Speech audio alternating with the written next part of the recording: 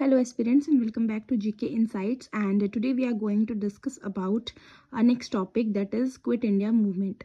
And this was also known as the August Revolution और भारत छोड़ो आंदोलन. ओके, सो इसके की पॉइंट्स की अगर हम बात करें तो ये लॉन्च हुआ था 1942 में और on August 8 1942 at Bombay session. तो बॉम्बे सेशन के दौरान जो है इसको लॉन्च किया गया था ऑल इंडिया कांग्रेस कमेटी के द्वारा, और महात्मा गांधी ने जो है इस मूवमेंट को वहाँ पे लॉन्च किया था in the leadership of Mahatma Gandhi.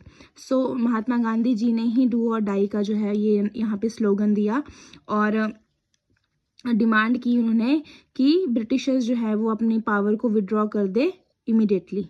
तो immediate British withdrawal power of मतलब कि ब्रिटिशर्स जो है उनको छोड़ने के लिए यहाँ पे कहा गया.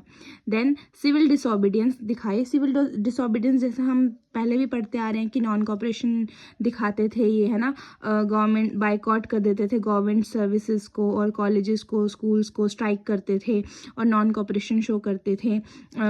गुड्स का जो था वो यहाँ पे बाइकआउट किया जाता था, क्लोथ्स को जला दिया जाता था.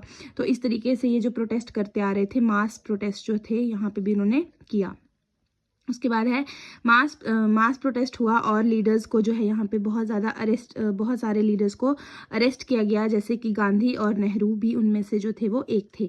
उसके बाद है इसका जो इम्पैक्ट हमें देखने को मिलता है, इन्होंने इंडियन जो यूनिटी है उसकी स्ट्रेंथ और उसकी रेजिस्टेंस को शोकेस किया और क्रूशियल रोल प्ले किया इस मूवमेंट ने इंडियन इंडिपेंडेंस में.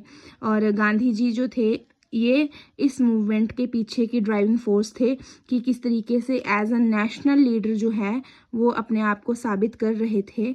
उन्होंने बहुत सारी चीज़ों में अपना रोल निभाया और जो क्विट इंडिया मूवमेंट है, this was one of the movement.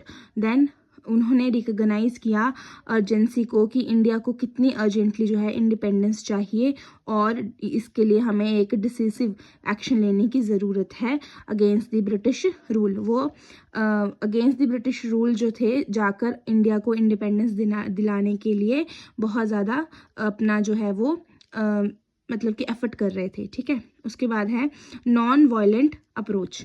जो इनकी जो अप्रोच थी वो हमेशा से हमने देखा है कि नॉन वायलेंट ही रही है और इन्होंने एडवोकेट किया है नॉन वायलेंस को हमेशा से एज देयर गाइडिंग प्रिंसिपल.